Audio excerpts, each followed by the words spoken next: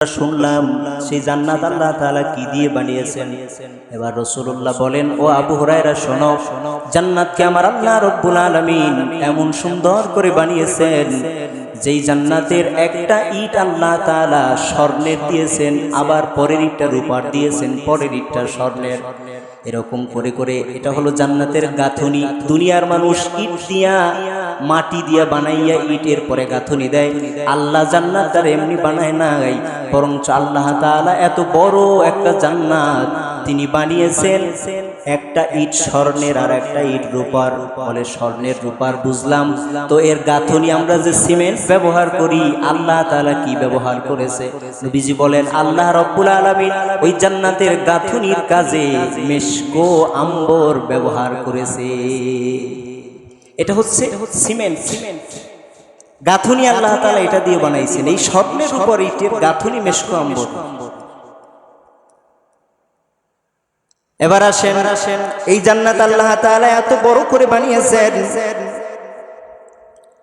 জান্নাত আল্লাহ তাআলা বানাইলেন, আমরা বুঝলাম যে তার দেওয়ালগুলি আছে, দেওয়ালগুলি হলো স্বর্ণের রূপার ইয়াকুত মারজান দিয়া এর গাঁথনি কঙ্করগুলি দেওয়া।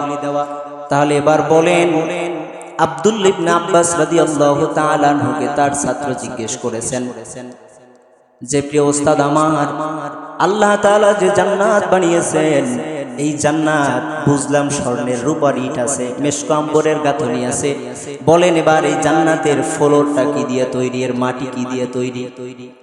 এবার আব্দুল্লাহ ইবনে আব্বাস বলেন, জান্নাত আল্লাহ তাআলা বানিয়েছেন, এর ফ্লোরটা আল্লাহ তাআলা কি দিয়ে বানিয়েছেন? বলে ওটা হচ্ছে জাফরান দিয়ে তৈরি, জাফরানের মাটি হবে। দুনিয়ার জমিনে সবথেকে দামি যে মশলা, সেটার নাম হচ্ছে জাফরান।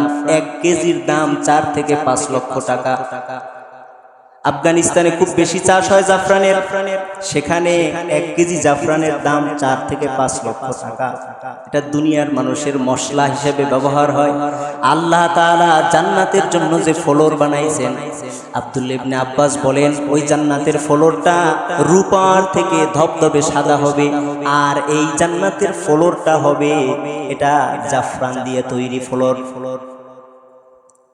এটা শুধু জান্নাতের স্ট্রাকচার বলতেছি।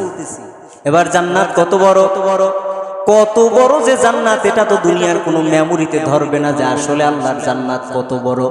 হাদিস থেকে শুধু এতটুকু ধারণা নেওয়া যায়, নবীজি বলেছেন, সর্বশেষ যেই ব্যক্তিটা জাহান্নাম থেকে ঈমান আসিল কিন্তু গুনাহ করার কারণে শাস্তি পাওয়ার পর সর্বশেষ কোটি কোটি কোটি বছর জাহান্নামে জ্বলার পরে ওই বান্দাকে আল্লাহ তাআলা যখন জান্নাতে ফিরিয়ে আনবেন, কারণ ভিতরে ঈমান ছিল, এই জন্য ঈমান থাকা লাগবে। জান্নাতে যাওয়ার পূর্ব শর্ত হচ্ছে ঈমান থাকা লাগবে। ঈমান ছাড়া কেউ জান্নাতে যেতে পারবে? নামে মুসলমান, মুখে দাড়ি, মাথায় টুপি থাকলেই তার ঈমান নাই। ঈমানের কাজকর্ম করা লাগবে। ইকরার বিল লিসান, তাসদীক বিল জানান, আমাল বিল আরকান, এই 3টা কাজ থাকা লাগবে, তাহলে তার ঈমান আছে। কি আছে? ঈমান আছে। এই ঈমান যদি থাকে